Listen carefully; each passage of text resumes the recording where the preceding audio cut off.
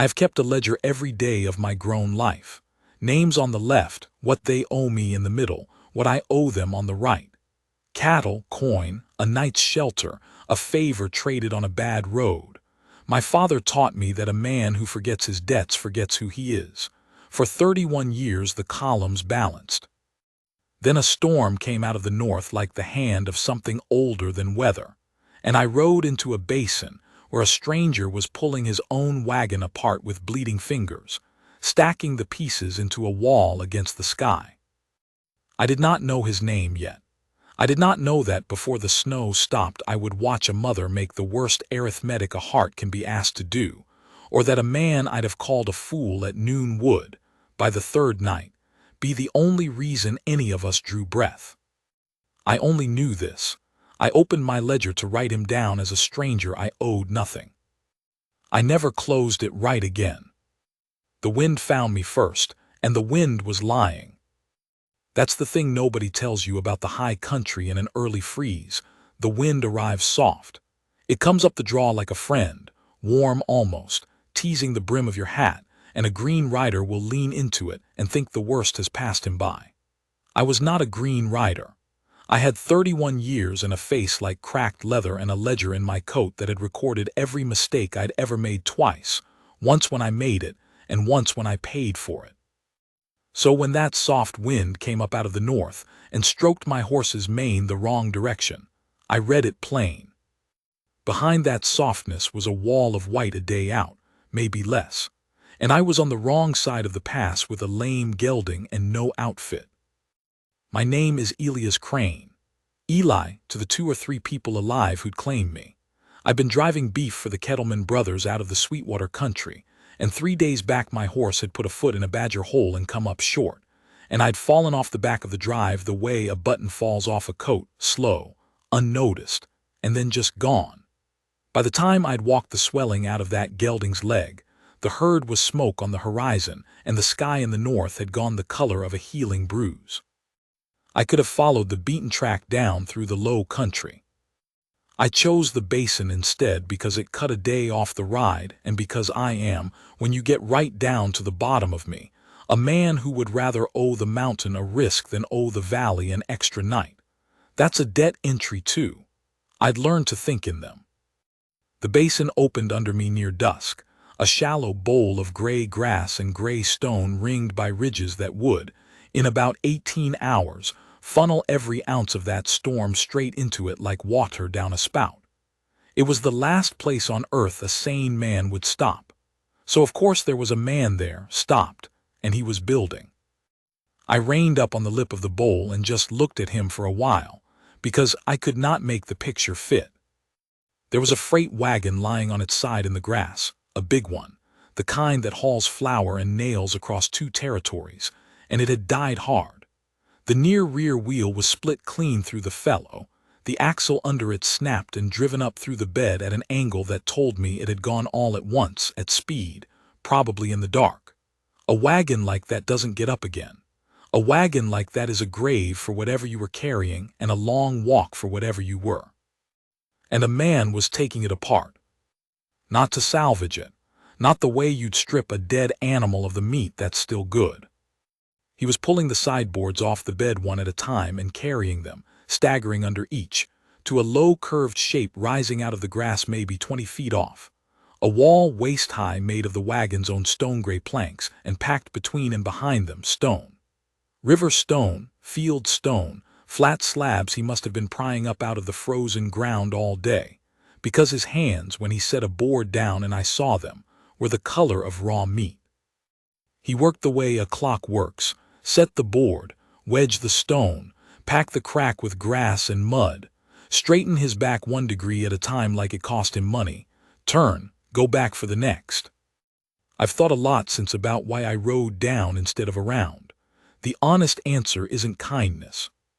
The honest answer is that I have never in my life been able to leave a sum unfinished, and that man was a sum that didn't add up. Evening, I called, coming down slow so he'd hear the horse and not spook. He didn't jump. That was the first thing I marked about him. He didn't startle, just finished setting the board he was carrying square and level before he turned. A big man gone lean, 40 or 50, gray in a brown beard, eyes set deep and steady in a face that had been handsome once and was now just weathered down to the frame of it. He looked at me and my horse and my empty saddlebags and did his own arithmetic, and I could see him decide I wasn't a threat and wasn't a help either. "Evening," he said. His voice was a low rasp used up. "You lost or found?" "Little of both." I stepped down, keeping the gelding between us out of habit. "That your wall?" "It's going to be." "Against what?" He looked north, past me, at the bruise spreading across the sky, and he didn't say anything, and that was answer enough. Then he picked up his next board. "Friend," I said, "that storm's a day out, and it's a bad one. You build a whole fort out here, you'll just have a nicer place to freeze. You want to be 40 miles south of this basin by tomorrow noon." "Can't." He set the board, wedged the stone. "Axles broke. Team spooked and run in the wreck. Got one horseback, she's blown. We got a wagon that won't roll, folks that can't walk fast in a day." He straightened that one slow degree at a time. "So we don't run, we dig in." "We." That was the second thing I marked. I looked past him then, really looked, at the lean-to he'd rigged in the shelter of the overturned wagon bed, canvas off the wagon's bows, staked low and tight against the ground, and I saw that it was not empty. There were people in the shadow of it. I counted them the way I count everything. A woman, maybe 35, in a gray dress gone stiff with road dirt, crouched over a small shape wrapped in a quilt, a child, and the wrongness in how still that child lay put a cold finger on the back of my neck. A boy of about 10 beside her, holding a tin cup like it was his job. And back in the deepest shadow, two more, an older man and a girl of perhaps 16, and even in that light and that dirt I knew what I was looking at. Apache. The man's hair was iron and bound back. The girl's face turned up toward me with the flat, careful assessment of somebody who had learned young that a rider on the ridge could mean any number of things and most of them bad. 5 people, 1 blown horse, 1 dead wagon, 1 storm. "You picked up strays," I said to the builder low. "We picked up each other." He said it without heat, but there was offense in it, a thing I wasn't invited past.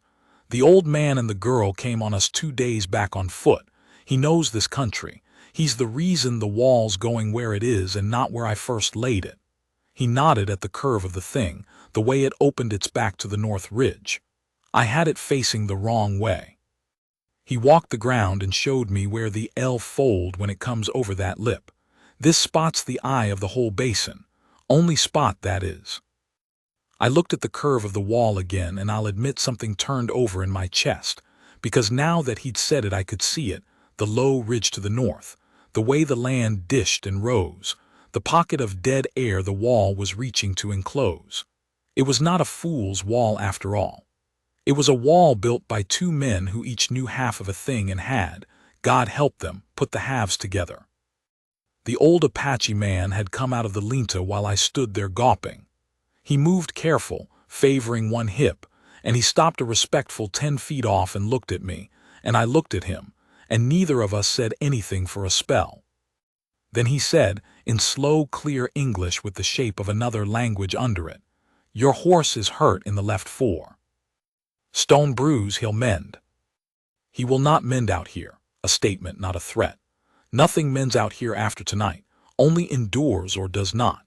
He turned his head toward the north the way the builder had, and something moved behind his eyes that I did not like at all, because it was the look of a man who knows exactly how bad a thing is going to be and has decided to be calm about it anyway. "This is a big one, bigger than the white men in the valley are saying. I have seen the birds go 3 days ago. This is the kind my grandmother had a name for, and the name is not a good one. I want to tell you I made a noble choice right then. I didn't. I made a coward's choice dressed up as a sensible one. I decided I'd stay the night, share what little I had, and ride out ahead of the worst at first light, and let these poor doomed people finish their poor doomed wall without me. I even opened my ledger standing there in the last of the light, and by the low red glow of it I wrote, "Basin 40 me in of Sweetwater. Man building. Oh, nothing. Owed nothing. Clean columns. a stranger's kindness given and taken and squared by dawn. Then the woman in the gray dress spoke, and it all came apart. "Mister," she hadn't moved from over the child, she didn't look up. Her voice was worn down to a thread, but it carried in that still air. "You got any laudanum, anything for a fever? Willow bark, whiskey, anything?"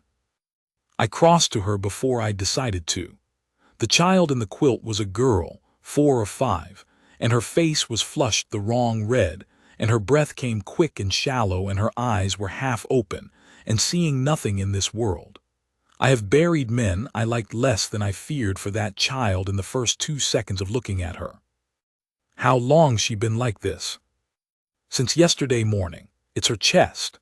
The woman Ruth I'd learn, Ruth Devane, widow, bound for a brother-in-law's place in the Bitterroot that she would never in this life reach, finally looked up at me, and her eyes were dry, and dry eyes on a mother over a sick child are worse than any weeping.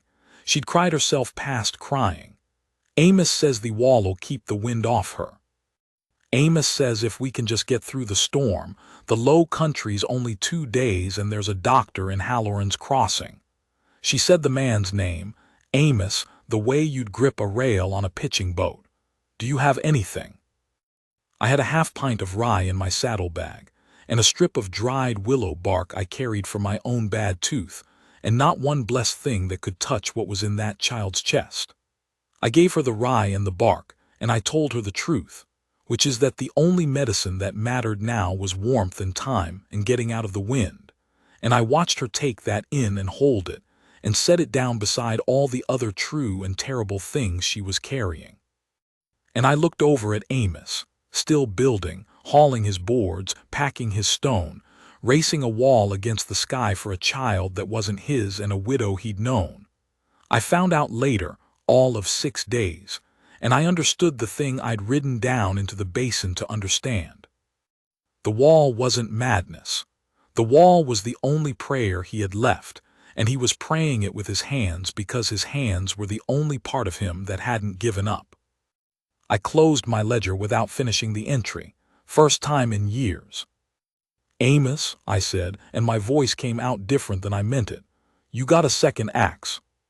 He stopped, turned, looked at me a long moment with those deep, steady eyes, and I watched him decide whether to trust the thing I was offering, because a man who's carrying 5 lives doesn't get to be careless with hope. "In the wagon box," he said, "under the seat, it's dull. I'll manage." The old Apache man, his name was Tsella, and his granddaughter was Bidu, and I'd learn both those names by firelight in an hour and carry them the rest of my days. Tsella watched me pull that dull axe out from under the freight seat and heft it, and something in his weathered face eased by a hair. "The stone," he said, pointing to a shelf of flat slabs half buried at the base of the north ridge, 30 yards off, "is there. Flat is better than round. Flat locks. Round rolls." He looked at the sky, then at my hands, then at me. "We have until the light fails to gather. Then we build in the dark by touch." Then he stopped and didn't finish it, and I understood that not finishing it was a kindness he was doing all of us. I want to be honest, since honesty is the only coin I've ever really trusted. When I picked up that dull axe, I did not believe the wall would hold. I did not believe the child would live. I believed I was helping some good and stubborn people arrange their own tombstones a little more comfortably, and I believed I'd hate myself for the rest of a long life if I didn't. So I gathered stone. We all did, Amos and me and Tsella and the girl Bidu, who worked like a grown man and didn't waste a word, and even the boy, Ruth's son, whose name was Cole and who carried stones too big for him with his jaw set exactly like a boy carries the first real weight of his life. Ruth stayed with the sick child, feeding her drops of rye-warmed water, singing under her breath something so low it was almost only breath, and the sound of it wove through the scrape and thud of stone on stone until I couldn't have separated the two if you'd paid me. The light went.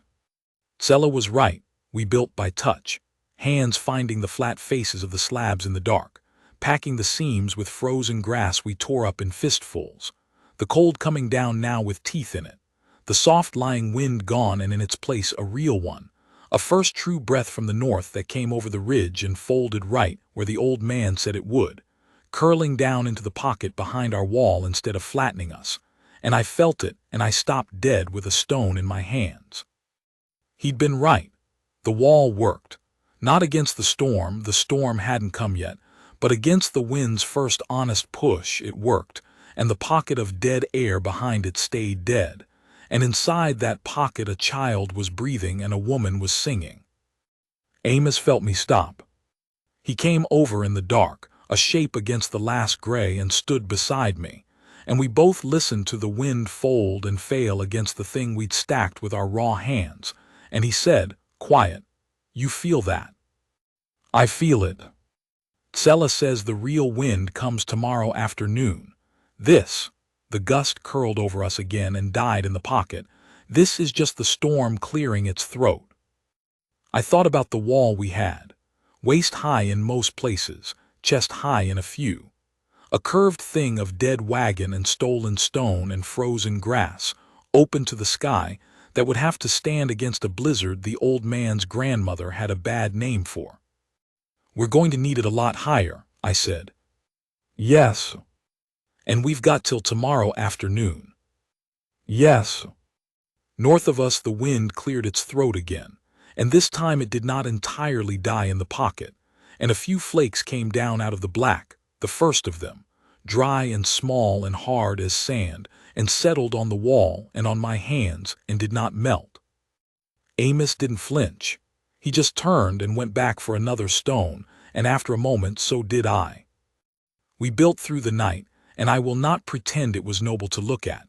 Noble is a word for after. In the middle of it, it was just cold and stone and the taste of blood in your mouth from cracked lips and men grunting, and a wall coming up one flat rock at a time slower than you could stand. Dawn came the color of dishwater and brought no comfort, only enough light to see how far we had to go. The wall stood chest-high along its main curve. Amos and I could work behind it out of the worst of the wind now, and that mattered more than I'd have guessed, because a wind that gets in under your coat all night takes something out of you it doesn't give back. But the ends of the curve, the two arms that had to reach around and nearly close the pocket so the storm couldn't come in the sides, those were low, knee-high. And the flat stone shelf we'd been robbing was picked clean. Tsella walked the ground in the gray light, slow on his bad hip, reading things in it I couldn't read. He came back and hunkered down where Amos and I were sharing the last of my hardtack and a fistful of Amos's coffee beans chewed dry, because there was no fire yet, no wood but the wagon, and we needed the wagon. "Stone there," Tsella said, pointing to the far side of the basin a good 300 yards off where a jumble of gray broke the grass. "But far, carry it and you spend the strength you need to lift it." He looked at the wagon on its side, the wound of its broken bed. "Or you take the wagon apart to the bones and build the arms from wood, faster, weaker." He spread his hands, offering us the choice like two roads, fast and weak or slow and strong. There is no third road. I have looked for it. Amos looked at the wagon a long time. That wagon was everything he had left in the world. I'd pieced it together by then, from things Ruth said and things Amos didn't. He'd been a freighter 20 years, buried a wife 3 years back, no children, sold his route and his good name and sunk it all into that one big load bound for the mining camps in the Bitterroot. A whole future stacked in a wagon bed. One last gamble to start over clean somewhere the winter didn't know him. The axle broke and the future spilled in the grass and the man just kept going. Some men, when the thing breaks, break with it. Amos had looked at the wreck of his whole life lying in the basin and decided it would make good walls. "Take it to the bones," Amos said. "Every board, wheels too, spokes a wedge. We build the arms tall, and we brace them from behind with what's left of the bed." "You'll have nothing left after," I said. "Storm passes, you got no wagon at all. Just a pile of rock in the middle of nowhere and 40 miles to walk." "I'll have 5 people." He said it flat, not preaching, just laying the sum on the table. "You know what a wagon costs, Crane. You keep a book. You tell me what 5 people cost. Tell me the number and I'll write it down next to the wagon and we'll see which one I can afford to lose. I didn't have an answer for that. It's the one entry I've never figured how to balance, and I've had years to try. So we took the wagon to the bones. Amos and I on the axe and the pry bar, Biddu and Cole hauling every board to the wall, Tsella laying them in, and that old man could build, could read a load and a lean and a wind the way I read a ledger. And the arms of the wall began to climb, wood braced with stone braced with the spokes of the dead wheels driven into the frozen ground like teeth. Ruth stayed with the child, whose name was May, and May was worse. I could hear it in her breathing across the whole basin whenever the work went quiet. A wet working sound, like something small and desperate rowing against a current. Around midday, the wind changed its voice. You who have never been in the high country when a real storm comes on can't know what I mean, so I'll try to say it plain. The wind stopped gusting and started pouring. It came over the North Ridge in one long, unbroken pressure. No gaps in it now. A sound like the whole sky had leaned its weight against the world. And the temperature fell so fast I felt my sweat go to frost inside my shirt in the space of 100 heartbeats. The dry hard flakes came thicker, sidewise, and the North Ridge went from gray to gone, just swallowed, erased. The white wall Tsella had promised finally close enough to see coming. 2 hours, the old man shouted over it, and even his calm had cracks in it now.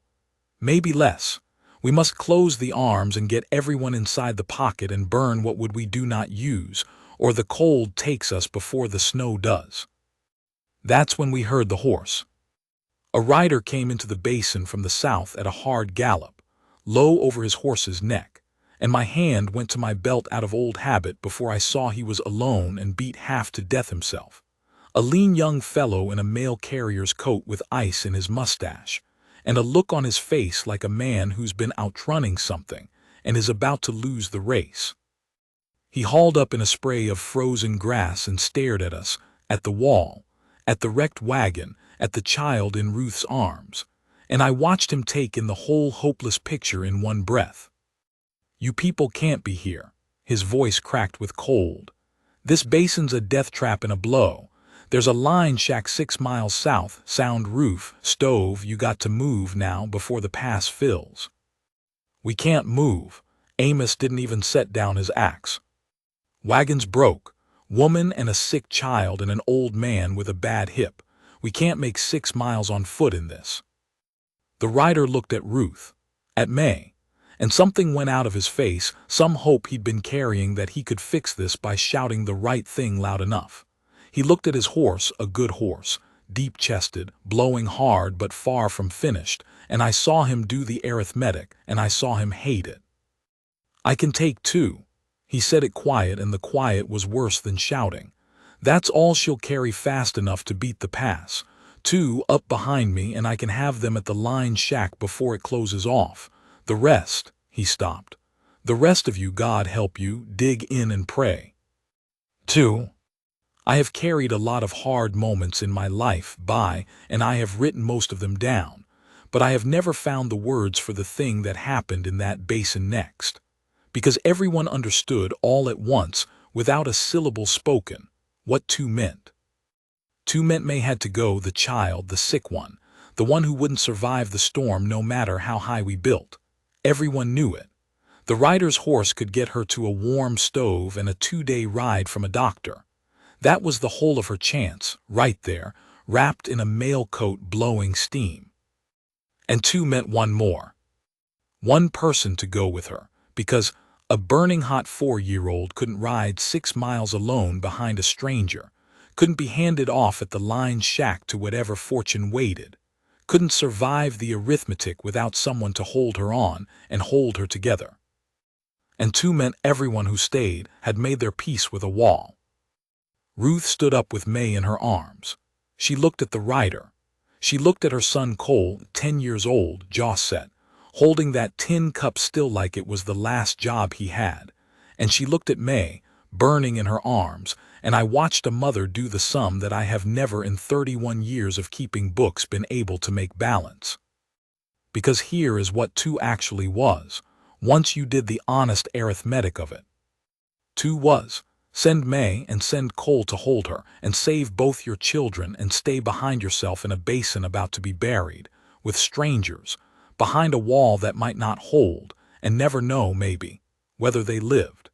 Save your children by giving them away to a man whose name you'd known 90 seconds, and stay to die yourself so the horse could run light and fast. Or go yourself with May, hold your own dying child in your own arms to the warm stove, and leave Cole. Leave your son in the basin, behind the wall with the rest of us. Save the one who was dying and leave the one who wasn't. 2 children, 1 extra seat, a mother. I have seen men flinch from less. Ruth did not flinch. She stood there in the pouring wind with the storm 2 hours out, and she did her arithmetic all the way to the bottom of the column.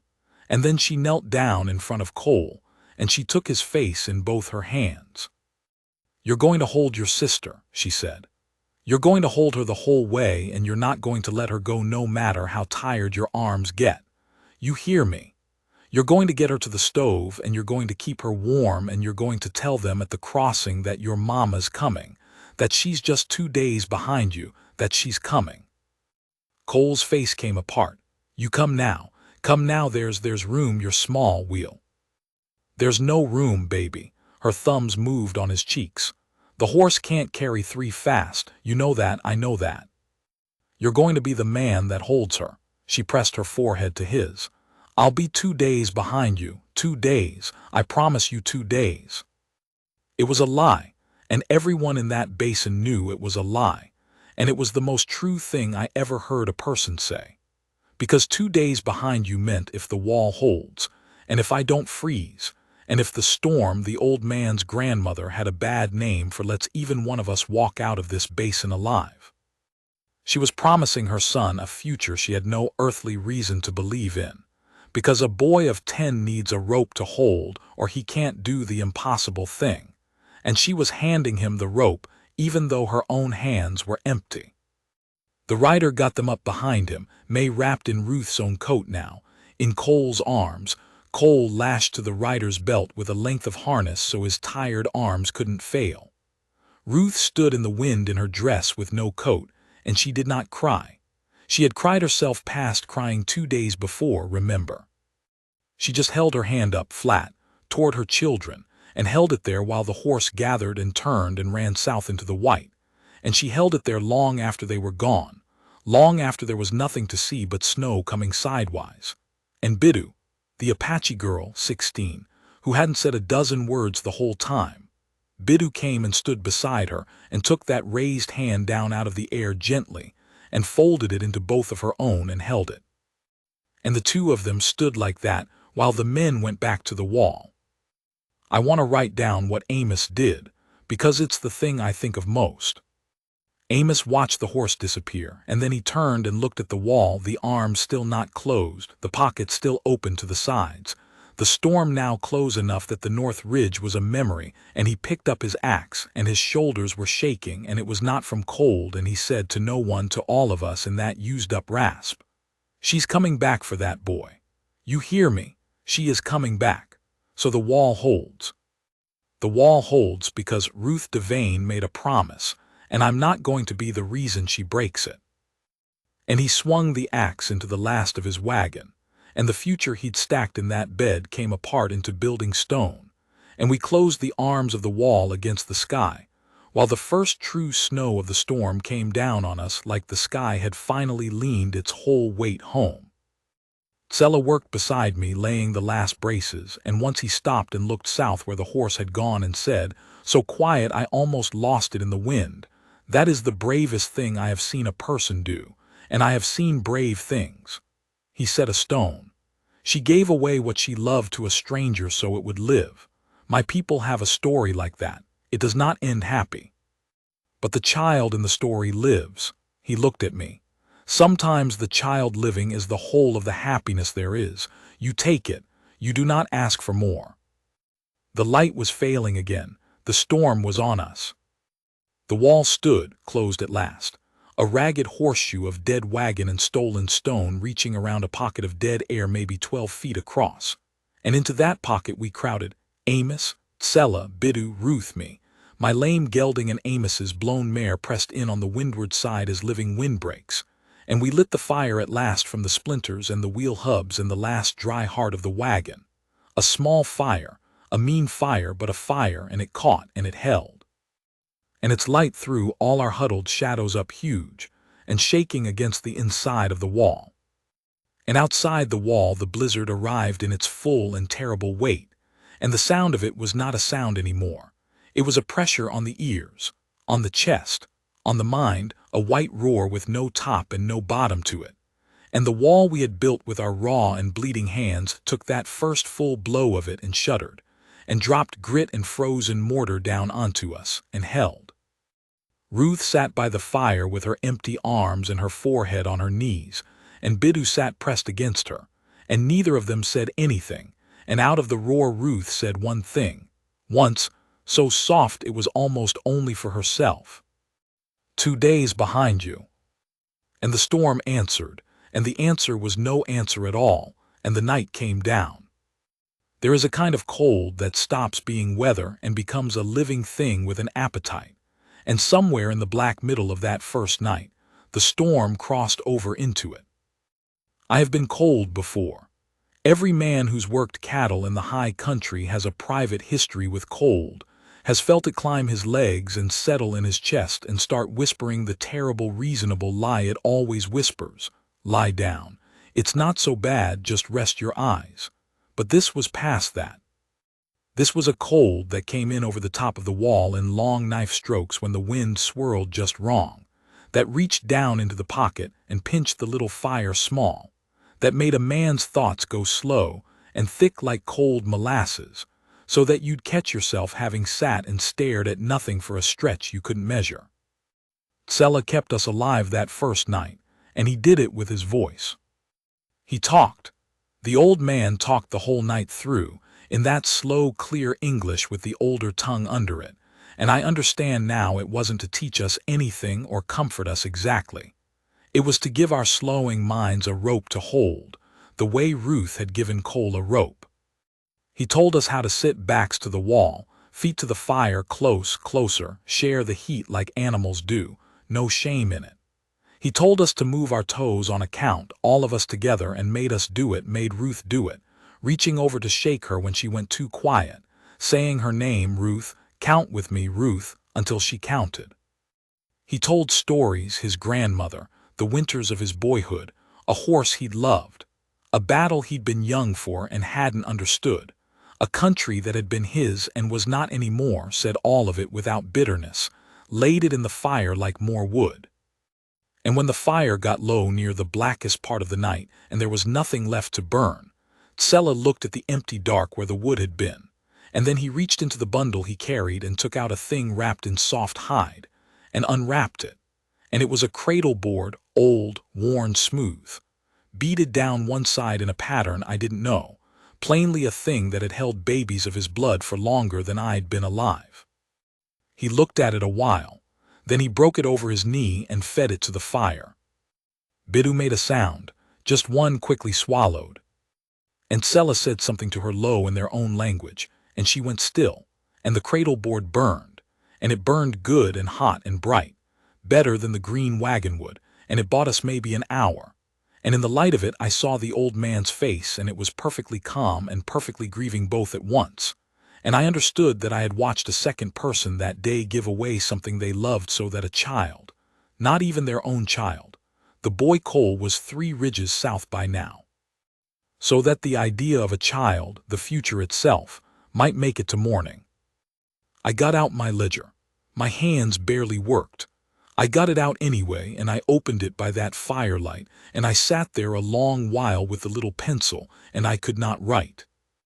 Not couldn't as in the cold, though it was that too. Couldn't as in there was no column for it. Where do you write down a man burning his grandmother's cradle board to keep a stranger's blood warm? What's the entry? What's owed, and to whom, and how in God's name would it ever be paid? I put the pencil away. I have kept that ledger every day of my grown life, and that is the one night I did not make an entry, and I think it is the truest page in the book. The wall spoke to us all night. That's how I came to think of it.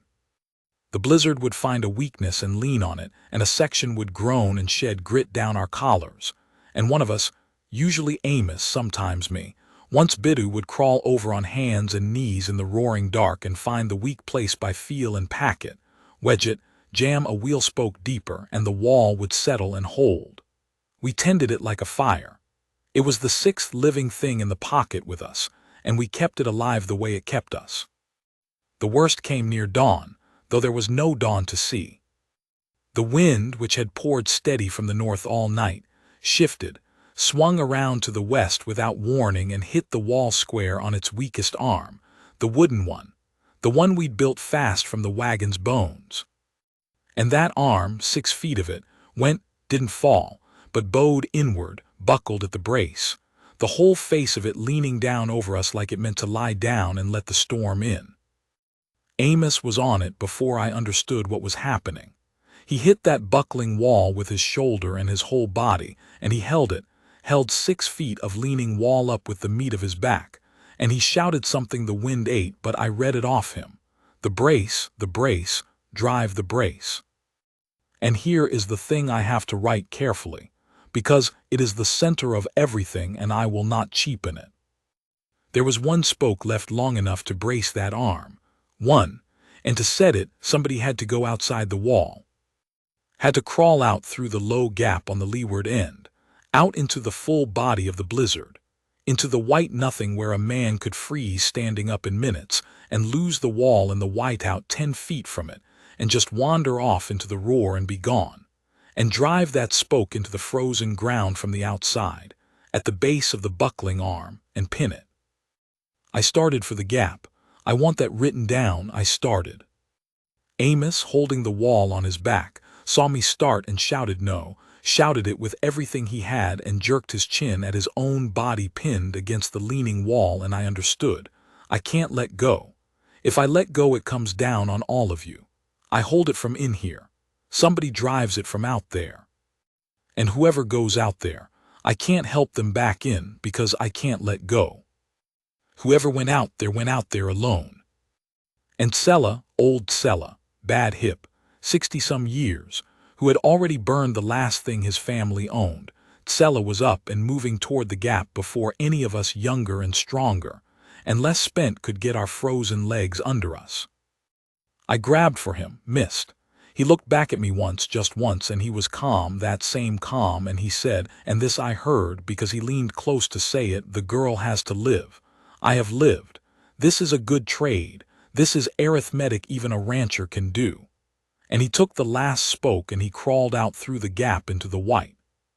I have gone over that next stretch of time 10,000 times, and I cannot tell you how long it was. Amos held the wall. Biddu screamed her grandfather's name into the roar. Ruth had hold of Biddu, keeping her from following both of them at the gap, and I lay across the base of the buckling arm from the inside, adding what weight I had to Amos's, and we felt it through the wall, through the wood and stone. We felt the blows of the old man driving that spoke home from the other side, felt each strike land in the frozen earth, 1, 2, 3, and on the third the wall stopped leaning. Stopped. Steadied. And then slowly under Amos's shoulder and mine, it stood back up. The spoke held, the arm held, the wall held. And Sella did not come back through the gap. Biddu went out after him and I went out after Biddu, roped to the wall by Amos's own belt this time, and we found the old man 10 feet from the wall, sitting down in the snow with his back against a drift as if he'd chosen the spot to rest, the maul still in his hand, his work finished and done well, and he was gone. Not frozen in any struggle. Just sat down when it was done, and let the white take him the way you'd let sleep take you when the long day's work is finally over and the thing you built will stand. We brought him inside the wall. Biddu did not scream any more. She sat by the small fire with her grandfather's head in her lap, and she did the thing he had done all night. She talked. Low in their own tongue, an unbroken quiet stream of it, and I did not need the words to know she was doing for him in death what he had done for us in life, giving him a rope of voice to hold, walking beside him as far as she was allowed to go. The storm broke at mid-morning of the second day. Not gently. It just stopped, the way those big ones do, the white roar climbing down into a high, thin whistle and then into nothing. And the sun came out on a world scoured clean and blinding, drifts curled up against the north face of our wall higher than a man's head, and the pocket we'd huddled in scooped out clean and almost warm in the new light, and every one of us who was alive was alive. 4 of us in the basin, and 2 of us 3 ridges south. If the line shack held, if the writer was true, if a mother's lie to her son had somehow bent the world into being real. I rode out that afternoon on my lame gelding. He'd made it too, pressed in as a windbreak, tougher than his stone bruise, rode south on the crust, the way the male rider had gone, following a track long buried, going on faith and Sella's directions given to me before he ever knew he'd die giving them. And 6 miles south, in a sound-roofed line shack with a smoking stovepipe, I found a mail carrier who'd waited out the storm, and a boy of 10 asleep sitting up, and a small girl named May, wrapped in her mother's coat, breathing, the wet desperate rowing gone out of it, breathing slow and easy and whole. Her fever broke sometime in the night the old man burned the cradle board, though I will never make anyone believe those 2 things had anything to do with each other, and I have stopped trying. I brought them back to the basin 2 days after that, when the crust would bear a wagon sledge Amos, and I built from what the wall could spare. And I will not write down what happened when Ruth Devane came up out of that pocket and saw her son and her daughter alive on the sledge, because some entries aren't mine to make, and because I promised myself that day that there were things I'd witnessed I would carry but not spend. Here's what I'll write instead. We buried Sella on the north ridge, above the basin, where the wind he'd read all his life could find him. Biddu chose the spot. She's Ruth's now, or Ruth is hers. The 2 of them fused in that basin into something the plain words don't cover. A mother short 2 children who got them back, and a girl short a grandfather who won't come back, holding onto each other because that's the only arithmetic that balances. They went on to the Bitterroot together in the spring. I hear from them times. Amos stayed to help me bring my beef through, and then he drifted, the way men do who have had the future burned out from under them and haven't found a new one to want yet. Last I knew he was freighting again, building his stake back one dull load at a time, and I believe he'll get there, because I have seen that man take the whole wreck of his life and stack it into a wall that held a blizzard off 5 people. And a man who can do that once can do the smaller thing of just living, over and over till it takes. And me, I still keep my ledger, names on the left, owed in the middle, owing on the right. The columns balance most days. But there's a page in the back now I never fill, the page from the night the fire went low, and sometimes I take it out and look at the emptiness of it, and I understand at last what my father never told me, what maybe he didn't know. That the debts that matter most are the ones you can't write down, can't pay back, can't ever balance: a stranger's stone, an old man's cradle board, a mother's lie that came true, a wall against the sky built by hands that had every reason to quit. You don't settle those, you just carry them, and they don't weigh you down. They're the only thing that ever held me up. I rode out of that basin owing everyone in it everything, and I have never in my life felt so rich. Biddu keeps them all, the one her grandfather used. She showed it to me once, before they left for the Bitterroot, took it out wrapped in the same soft hide the cradle board had been in, and she looked at it a long time, and she started to say something.